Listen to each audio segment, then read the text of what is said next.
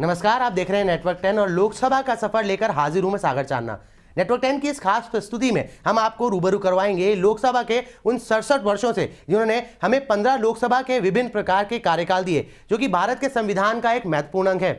भारत का संविधान दुनिया का सबसे बड़ा लिखित संविधान है। बात करें लोकसभा की तो यह संसद का वो सदन है जिसे आम भाषा में लोगों के सदन के नाम से भी जाना जाता है।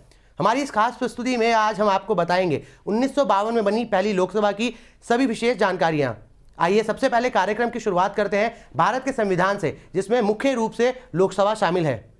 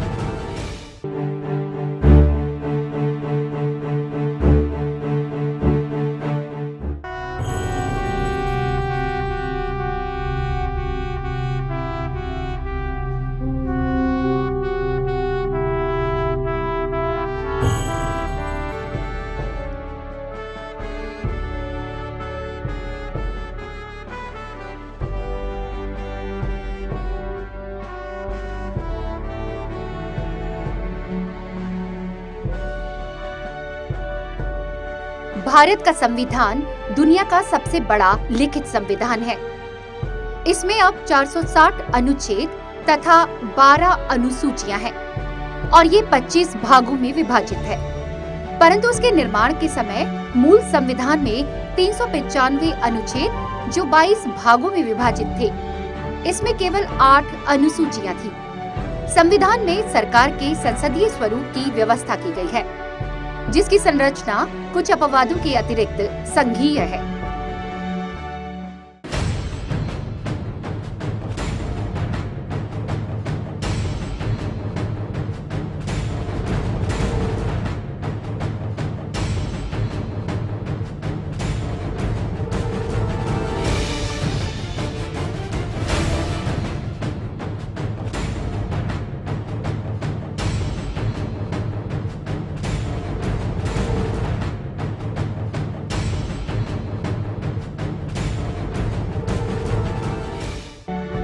केंद्रीय कार्यपालिका का संवैधानिक प्रमुख राष्ट्रपति है। भारत के संविधान की धारा 79 के अनुसार केंद्रीय संसद की परिषद में राष्ट्रपति तथा 2 सदन हैं, जिन्हें राज्यों की परिषद राज्यसभा तथा लोगों का सदन लोकसभा के नाम से जाना जाता है। संविधान की धारा 74(1) में ये व्यवस्था की गई है कि राष्ट्रपति की सहायता करने तथा उसे सलाह देने के लिए एक मंत्री परिषद होगा, जिसका प्रमुख प्रधानमंत्री होगा।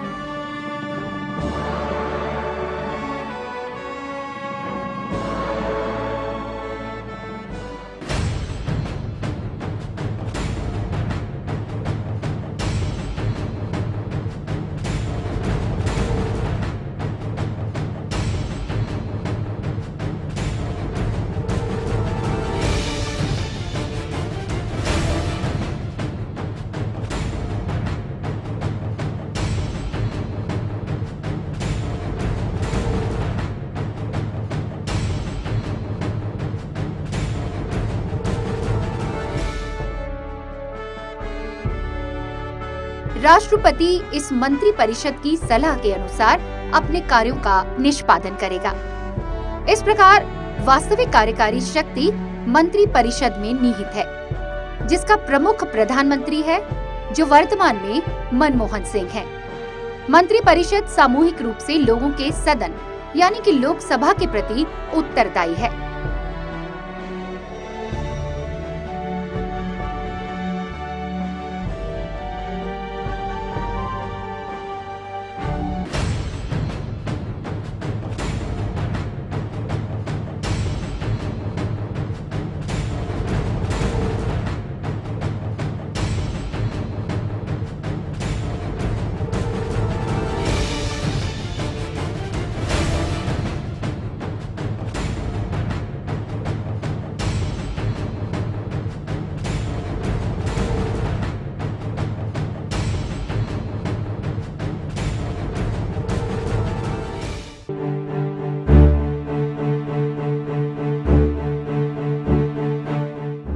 अभी आपने जाना कि क्या है भारत का संविधान और क्या विशेषता है लोकसभा की भारत के संविधान में।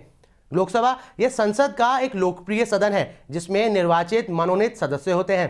आइए अब जानते हैं कि संविधान के अनुसार लोकसभा के क्या मायने हैं और कैसे चलती है लोकसभा। साथ ही आपको बताएंगे कि कैसे होती है लोकसभा की कार्यवाही जिसका कार्यकाल पूरा 5 वर्ष का होता है।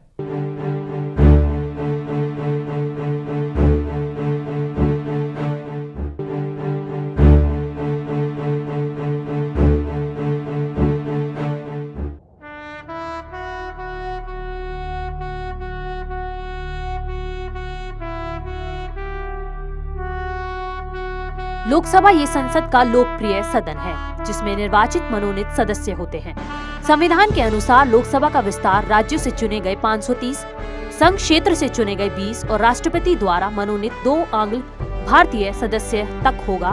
वर्तमान में राज्यों से 530, संघ क्षेत्र से 13 तथा 2 आंग्ल भारतीय सदस्यों से सदन का गठन किया गया है।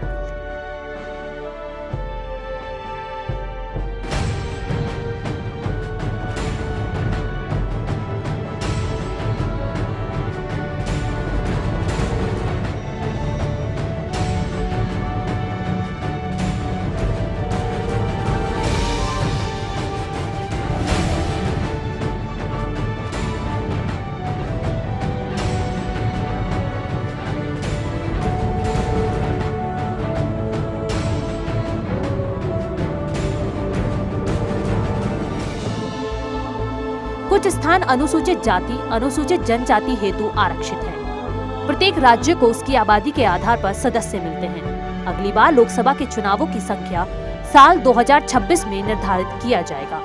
वर्तमान में ये 1971 की जनसंख्या पे आधारित है। इससे पहले प्रत्येक दशक की जनगणना के आधार पर सदस्य स्थान निर्धारित होते थे।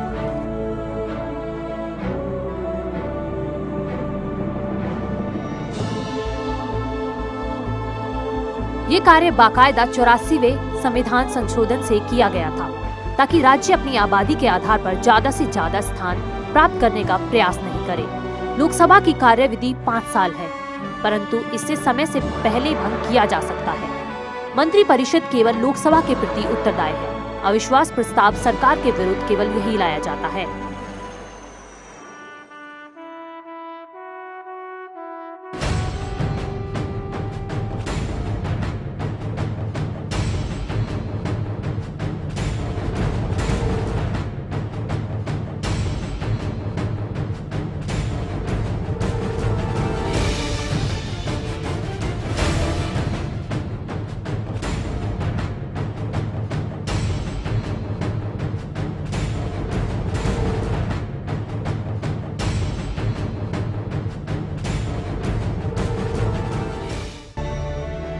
बात करें लोकसभा में चलने वाले विशेष कार्यवाही की तो इसमें मुख्य रूप से धन बिल शामिल है जो कि पारित करने में ये निर्णायक सदन है। राष्ट्रीय आपातकाल को जारी रखने वाला प्रस्ताव केवल लोकसभा में लाया और पास किया जाता है।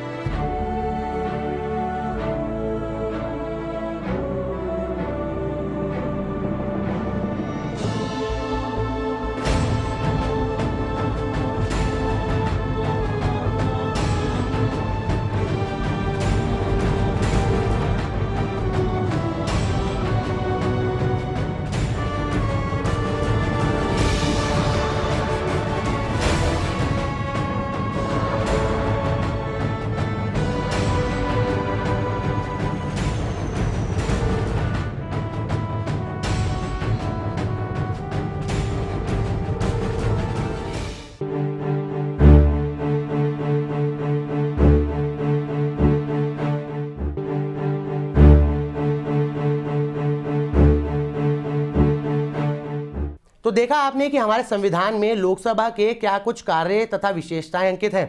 आगे अभी बहुत कुछ बाकी है। फिलहाल रुक रहे हैं एक छोटे से ब्रेक के लिए। ब्रेक के बाद भी लोकसभा का सफर यूं ही जारी रहेगा। ब्रेक के बाद आपका स्वागत है। लोकसभा के सफर को आगे बढ़ाते हुए अब हम शुरुआत करेंगे लोकसभा के 67 सालों की और सिलसिलेवार आपको बताएंगे 1 से 15 लोकसभा में क्या कुछ विशेष रहा। शुरुआत करते हैं प्रथम लोकसभा से जो कि 1952 में आम चुनाव के बाद देश को मिली थी। आजादी के बाद पहली बार हुए लोकसभा के चुनाव में कई राजनीतिक दलों ने चुनाव लड़ा, लेकिन कांग्रेस बहुमत के साथ लोकसभा तक पहुंची।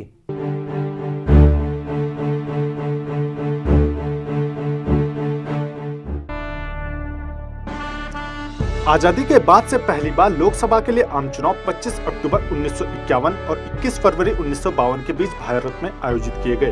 पहले आम चुनाव होने के बाद देश को अपनी पहली लोकसभा 1952 में मिली, जिसमें अखिल भारतीय हिंदू महासभा को मिली 4 सीटें, राम राज्य परिषद को 3, भारतीय जनसंघ को 3,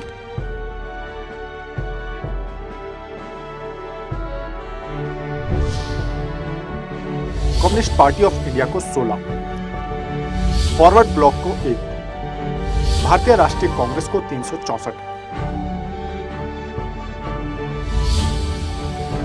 कृषिकर लोक पार्टी को 1, किसान मजदूर प्रजा पार्टी को 9, रेवोल्यूशनरी सोशलिस्ट पार्टी को 3,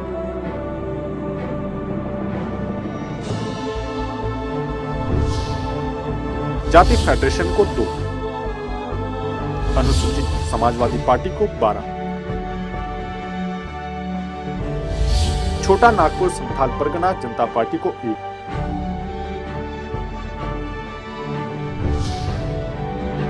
कॉमनवेल्थ पार्टी को 3, गणतंत्र परिषद को 6, झारखंड पार्टी को 3,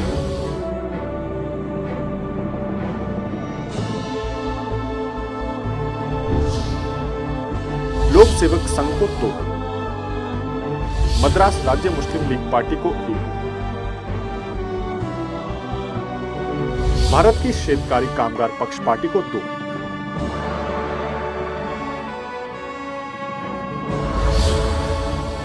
पीपुल्स डेमोक्रेटिक फ्रंट को 7, शिरोमणि अकाली दल को 4, तमिलनाडु टोइलर पार्टी को 4,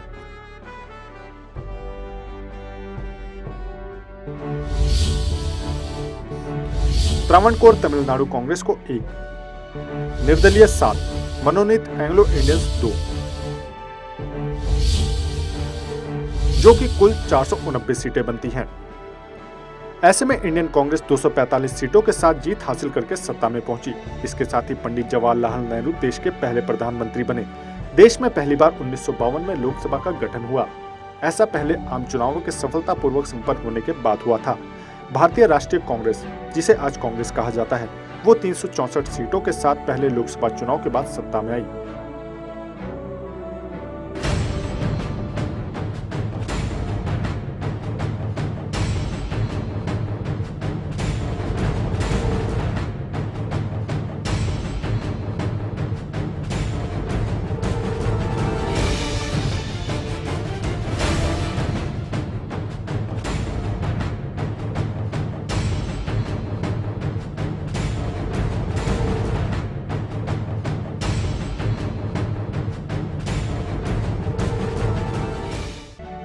इसके साथ पार्टी ने कुल पड़े वोटों का 45% प्राप्त किया था।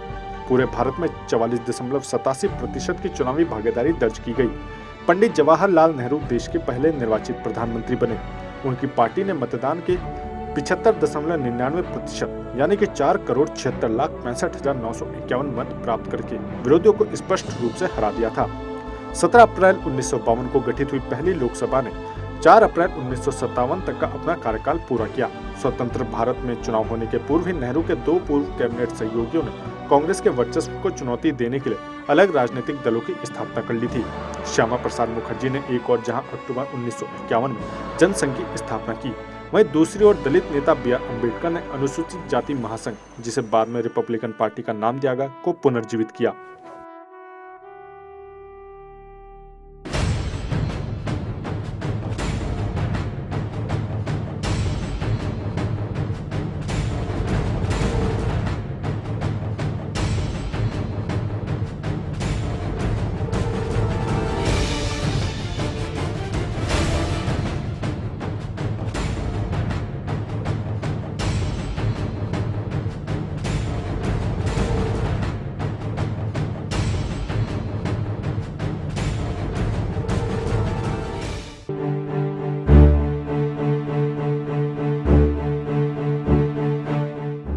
जी हाँ, तो देखा आपने कि कैसे समीकरण बने थे पहले आम चुनाव के बाद, जिसने इंडियन नेशनल कांग्रेस को भारी बहुमत के साथ संसद तक पहुंचाया था।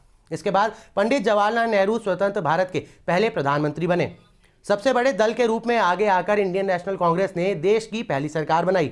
आगे देखते हैं कि इस सरकार में कौन कौन रहा मुख्य भूमिका में।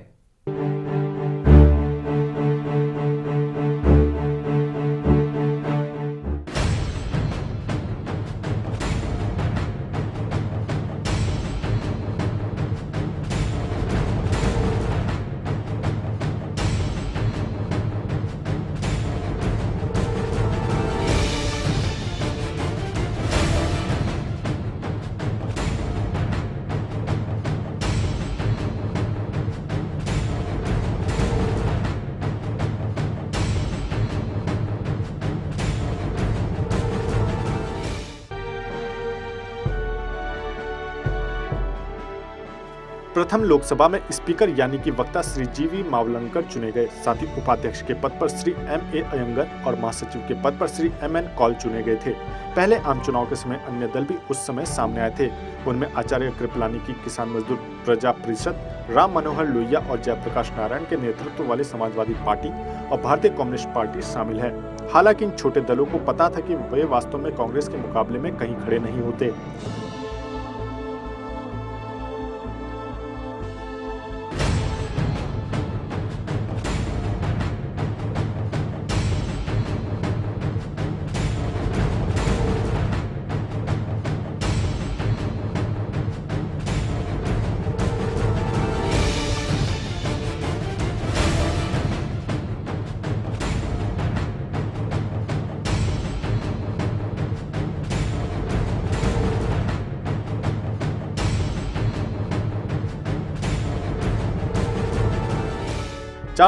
निर्वाचन क्षेत्रों में आयोजित किए गए पहले आम चुनावों में 26 भारतीय राज्यों का प्रतिनिधित्व किया गया।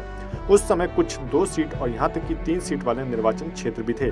एकाधिक सीटों वाले निर्वाचन क्षेत्रों को 1960 के दशक में समाप्त कर दिया गया। जीवी मावलंकर पहली लोकसभा के अध्यक्ष बने थे। पहली लोकसभा में 677 3,784 घंटे बैठकें हुई। यह अब तक हुई बैठकों की उच्चतम संख्या है। इस लोकसभा ने 17 अप्रैल 1952 से 4 अप्रैल 1957 तक अपना कार्यकाल पूरा किया। बात करें अगर भारत के प्रथम प्रधानमंत्री पंडित जवाहरलाल नेहरू की, तो पंडित जी का जन्म इलाहाबाद में एक धनाढ्य वकील मोतीलाल नेहरू के घर में हुआ था। उनकी मां का नाम स्वरूप रानी नेहरू था। वह मोतीलाल नेहरू के इकलौते पुत्र थे। इनके अलावा मोतीलाल नेहरू की 3 पुत्रियां थी। नेहरू कश्मीरी वंश के सारस्वत ब्राह्मण थे। जवाहरलाल नेहरू ने दुनिया के कुछ बेहतरीन स्कूलों और विश्वविद्यालयों में शिक्षा प्राप्त की थी। उन्होंने अपनी स्कूली शिक्षा हैरो से और कॉलेज की शिक्षा ट्रिनिटी कॉलेज लंदन से पूरी की थी। इसके बाद उन्होंने अपनी लॉ की डिग्री कैम्ब्रिज विश्वविद्यालय से पूरी की। इंग्लैंड में उन्होंने 7 साल व्यतीत किए, जिसमें वहां के फेब्रियन समाजवाद और आयरिश राष्ट्रवाद के लिए एक तर्कसंगत दृष्टिकोण विकसित किया। सन 1947 में भारत को आजादी मिलने पर जब भावी प्रधानमंत्री के लिए कांग्रेस में मतदान हुआ, तो सरदार पटेल को सर्वाधिक मत मिले। उसके बाद सर्वाधिक मत आचार्य कृपलानी को मिले थे, किंतु गांधी जी के कहने पर सरदार पटेल और आचार्य कृपलानी ने अपना नाम वापस ले लिया और जवाहरलाल नेहरू को प्रधानमंत्री बनाया गया। 1947 में वे स्वतंत्र भारत के पहले प्रधानमंत्री बने। अंग्रेजों ने करीब 500 देशी रियासतों को एक साथ स्वतंत्र किया था और उस वक्त सबसे बड़ी चुनौती थी उन्हें एक झंडे के नीचे लाना। उन्होंने भारत के पुनर्गठन के रास्ते में उभरी हर चुनौती को समझदारी पूर्वक सामना किया। जवाहरलाल नेहरू ने आधुनिक भारत के निर्माण में महत्वपूर्ण भूमिका अदा की थी।